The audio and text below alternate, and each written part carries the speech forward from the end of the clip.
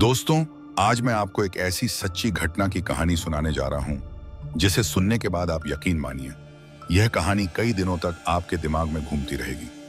इस वीडियो में आप देखेंगे कि कैसे एक 10 रुपए का नोट इस दोहरे हत्याकांड की पहेली को और उलझा देता है। इस घटना ने हमें दिखाया कि चाहे कातिल कितना भी चालाक क्यों न हो, वो अंत में उसे पकड़ा ही जाता है। तो इस रोमांचक कहानी को जानने के लिए वीडियो के आखिर तक जरूर बने रहिएगा। आगे बढ़ने से पहले अगर आप इस चैनल पर नए हैं तो चैनल को तुरंत सब्सक्राइब कर लीजिए और इस सच्ची घटना को पूरा देखने के बाद अपने विचार कमेंट बॉक्स में जरूर साझा करें। कहानी की शुरुआत होती है दिल्ली के पालम बिहार इलाके से, जहां एयरफोर्स के एक अकाउंटेंट अफसर रघुवीर सिंह अपनी पत्नी और 27 साल के बेटे के साथ बड़े ही खुशहाल तरीके से रहते थे। उनका परिवार बेहद संतुष्ट और सुखी था, मगर रघुवीर सिंह को नहीं पता था कि उनकी ये खुशियां जल्द ही मातम में बदलने वाली हैं और उनका जीवन एक भयानक मोड़ लेने वाला है। एक शाम लगभग 7 बजे रघुवीर सिंह रोज की तरह अपने ऑफिस का काम खत्म करके घर लौटते हैं। जैसे ही वो अपने घर के पास पहुंचते हैं, वो देखते हैं कि उनके घर का दरवाजा खुला हुआ है और गेट भी पूरी तरह से खुला पड़ा है। आसपास कोई नजर नहीं आता, जिससे रघुवीर सिंह को कुछ अजीब लगता है।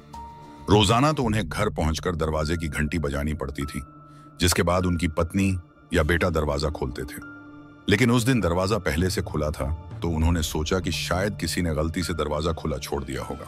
रघुवीर सिंह सीधे घर के अंदर चले जाते हैं। जैसे ही वो घर में प्रवेश करते हैं, वो देखते हैं कि घर का सारा सामान बुरी तरह से बिखरा हुआ है। सीधा अपने कमरे की ओर भागते हैं और जैसे ही वो कमरे के अंदर जाते हैं, सामने का दृश्य देखकर उनकी रूह कांप जाती है। उनकी 55 साल की पत्नी की लाश खून से सनी पड़ी थी। ये देखकर रघुवीर सिंह सकते में आ जाते हैं और जोर से अपने बेटे को आवाज लगाते हुए उसके कमरे की तरफ भागते हैं। बेटे के कमरे में पहुंचते ही उन्हें वैसा ही मंजर दिखता है। उनके 27 साल के जवान बेटे की खून से लथपथ लाश वहां पड़ी थी। ये देखकर रघुवीर सिंह की चीख निकल जाती है और वो जोर जोर से चिल्लाने लगते हैं। उनकी आवाज सुनकर पड़ोसी दौड़कर आते हैं। सामने का दृश्य देखकर वो भी हक्का बक्का रह जाते हैं कि एयरफोर्स अकाउंटेंट रघुवीर सिंह की पत्नी और बेटे का किसी ने बेरहमी से कत्ल कर दिया था। पड़ोस का एक शख्स तुरंत पुलिस को फोन करता है और थोड़ी देर में पुलिस वहां पहुंच जाती है। आसपास लोगों की भीड़ लग जाती है और पुलिस मां बेटे की डेड बॉडी को पोस्टमार्टम के लिए भेज देती है। सबके मन में एक ही सवाल घूम रहा था, आखिर किसी ने ऐसा क्यों किया होगा। पुलिस तुरंत जांच में जुट जाती है। जांच के दौरान पुलिस देखती है कि घर का सामान बिखरा हुआ था और अलमारी व कमरों में भी सामान इधर उधर फैला हुआ था। इससे पुलिस को लगता है कि शायद यह मामला लूटपाट का हो सकता है, मगर जब असल सच्चाई सामने आई तो लोगों को विश्वास नहीं हुआ। और जब आपको इस सच्चाई का पता चलेगा तो आपके भी रोंगटे खड़े हो जाएंगे। इसके बाद यह खबर सभी रिश्तेदारों तक पहुंचती है और वे सभी एकत्रित होते हैं। मां और बेटे का नम आंखों से अंतिम संस्कार कर दिया जाता है। इस बीच पुलिस की जांच चल रही थी और तभी पुलिस के सामने एक चौंकाने वाली जानकारी आती है। उस घर में सीसीटीवी कैमरे लगे थे, लेकिन उन कैमरों की रिकॉर्डिंग का डीवीआर गायब था। इसका मतलब था कि किसी ने जानबूझकर उस डीवीआर को हटा दिया था, जिसमें सभी रिकॉर्डिंग संग्रहित होती थी। यह बात पुलिस को खटकने लगती है, क्योंकि जो भी यहां आया था पता था कि घर में कैमरे हैं और उनकी रिकॉर्डिंग कहां हो रही है। इसके बाद पुलिस ने अपनी जांच और गहराई से शुरू की और रघुवीर सिंह का रिकॉर्ड खंगाला। पुलिस यह जानने की कोशिश करती है कि रघुवीर सिंह की किसी से दुश्मनी तो नहीं थी, लेकिन उन्हें ऐसा कोई सुराग नहीं मिलता, क्योंकि रघुवीर सिंह एक सीधा साधा परिवार से थे और उनकी किसी से दुश्मनी नहीं थी। पुलिस फिर रघुवीर सिंह के 27 वर्षीय बेटे का रिकॉर्ड देखती है। उन्हें पता चलता है कि वह प्राइवेट नौकरी करता था, लेकिन 2020 के लॉकडाउन के दौरान उसकी नौकरी चली गई थी और तब से वह बेरोजगार था। वह अपने माता पिता के साथ घर में ही रहता था। हालांकि पुलिस को उसके बेटे की भी किसी से कोई दुश्मनी का पता नहीं चलता। तो दोस्तों, अब पुलिस के सामने एक ऐसा डबल मर्डर केस था जिसमें न तो कोई ठोस सबूत था, न ही किसी पर शक और न ही कोई सीसीटीवी फुटेज थी। समय बीतता गया और पुलिस बीच बीच में घर आकर रिश्तेदारों और पड़ोसियों से पूछताछ करती रही, लेकिन कुछ भी ठोस हाथ नहीं लगा। इसी बीच रघुवीर सिंह की पत्नी के भाई का बेटा अभिषेक साहस दिखाता है और पुलिस पर दबाव बनाता है कि वे सही तरीके से जांच नहीं कर रहे हैं। अभिषेक, जो रघुवीर सिंह की बहन का बेटा था, रघुवीर के बेटे के काफी करीब था और इन दुखद दिनों में रघुवीर के साथ ही रहा था। अभिषेक के दबाव के बाद पुलिस को लगा कि इस केस की फिर से गहराई से जांच होनी चाहिए।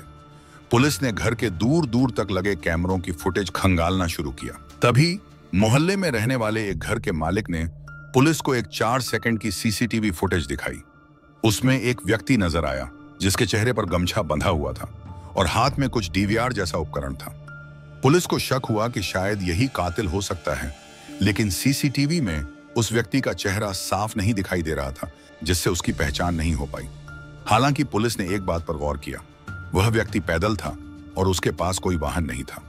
इससे पुलिस को लगा कि शायद उसने किसी पब्लिक ट्रांसपोर्ट का इस्तेमाल किया होगा, जैसे कि ऑटो, टैक्सी, बस या बैटरी रिक्शा। अब पुलिस पूरी ताकत के साथ उस कातिल की तलाश में जुट गई, जिसने अज्ञात कारणों से 2 मासूमों की जान ले ली। अब पुलिस आसपास के सभी रिक्शा और ऑटो वालों से पूछताछ करती है और उन्हें वह वीडियो क्लिप दिखाती है, लेकिन कोई भी उस शख्स को पहचान नहीं पाता और न ही किसी ने उसे देखा था। तभी एक बैटरी रिक्शा चालक सामने आता है और बताता है कि मंगलवार को इसी हुलिये में चेहरे पर गमछा बांधे एक लड़का उसकी रिक्शा में बैठा था। यह सुनकर पुलिस को पहली बार थोड़ी सफलता मिलती है। रिक्शा वाला आगे बताता है कि वह लड़का उसे इसलिए याद रहा क्योंकि उसके कपड़ों और हाथों पर खून के छींटे थे और वह घबराया हुआ लग रहा था। लेकिन पुलिस को अब भी लगा कि इतनी जानकारी से कातिल तक पहुंचना आसान नहीं होगा। तभी रिक्शा वाला एक अजीब बात कहता है जो इस पूरे मामले को मोड़ देती है। उसने बताया कि जब उसने उस लड़के को मेट्रो स्टेशन छोड़ा तो उसने 30 रुपए किराया दिया, 20 रुपए का नोट और 10 रुपए का नोट, पर वह 10 रुपए का नोट फटा हुआ था। रिक्शा चालक ने उस लड़के से कहा कि यह नोट नहीं चलेगा। तब लड़के के पास केवल 500 रुपए का नोट था, जिसे रिक्शा चालक ने लेने से मना कर दिया। फिर उस लड़के ने रिक्शा चालक से पेटीएम नंबर मांगा और कहा, आपको 10 रुपए पेटीएम कर देता हूं। और वाकई उसने 10 रुपए पेटीएम कर दिए। दोस्तों, यह बात सुनकर पुलिस की आंखें चमक उठी। वे तुरंत रिक्शा चालक का फोन लेकर उस नंबर की जांच करने लगते हैं जिससे मंगलवार को उस लड़के ने पेटीएम किया था। जब पुलिस ने उस नंबर की तहकीकात की तो सारा मामला साफ हो गया। वह नंबर रघुवीर सिंह की पत्नी के भाई के बेटे अभिषेक का था, जो मर्डर के बाद से रघुवीर सिंह के साथ था। अभिषेक ने ही मां और बेटे का अंतिम संस्कार करवाया था और अस्पताल में भी डेड बॉडी के साथ मौजूद था। पुलिस पर बार बार दबाव डालने वाला अभिषेक पुलिस को चकमा देने में कामयाब हो रहा था, लेकिन आखिरकार एक फटा हुआ 10 रुपए का नोट और पेटीएम ट्रांजैक्शन उसकी गिरफ्तारी की वजह बन गया, जिसकी उसने कभी कल्पना भी नहीं की थी। लेकिन दोस्तों, लोगों के मन में अब भी यह सवाल बना हुआ था कि आखिर अभिषेक ने उन मासूमों को इतनी बेरहमी से क्यों मारा। जब पुलिस ने अभिषेक से पूछताछ की तो पता चला कि उसने अपनी बुआ से 50,000 रुपए उधार लिए थे, लेकिन लॉकडाउन के चलते उसकी नौकरी चली गई और उसके पास पैसे चुकाने का कोई साधन नहीं बचा था। एक दिन वह रघुवीर सिंह के घर गया, जहां उसने अपने कजन भाई के साथ खाना खाया और फिल्म देखी। उसी दौरान उसकी बुआ ने उसे उधार लिए पैसों की याद दिलाई। बार बार पैसे मांगने पर अभिषेक को अपमान महसूस होने लगा। उसे लगा कि पैसे न होने के बावजूद उसे लगातार टोका जा रहा है और इसी बात से वह आक्रोशित हो गया। इस गुस्से में उसने रघुवीर सिंह की पत्नी के साथ झगड़ा किया। झगड़ा इतना बढ़ गया कि अभिषेक ने घर में रखे वजन वाले डंबल से मां और बेटे दोनों को मौत के घाट उतार दिया। इसके बाद उसने घर का सामान बिखेर दिया और सीसीटीवी फुटेज भी निकाल ली ताकि यह लूटपाट का मामला लगे। लेकिन दोस्तों, अगर उस दिन रिक्शा वाला वह 10 रुपए का नोट ले लेता तो शायद पेटीएम का ट्रांजैक्शन ना होता और पुलिस को उसे पकड़ने में ज्यादा वक्त लग जाता। पर कातिल कितना भी चालाक क्यों ना हो, आखिरकार पकड़ा ही जाता है। आज अभिषेक जेल में उन मासूम मां बेटों की हत्या की सजा काट रहा है। दोस्तों, यह घटना न सिर्फ रिश्तों को बल्कि इंसानियत को भी शर्मसार करने वाली है। इससे हमें सीख जरूर लेनी चाहिए। अपनी राय हमें कमेंट बॉक्स में जरूर बताइए और हमारे साथ जुड़े रहिए। मिलते हैं एक नई सच्ची कहानी के साथ। तब तक अपना ख्याल रखिए। धन्यवाद।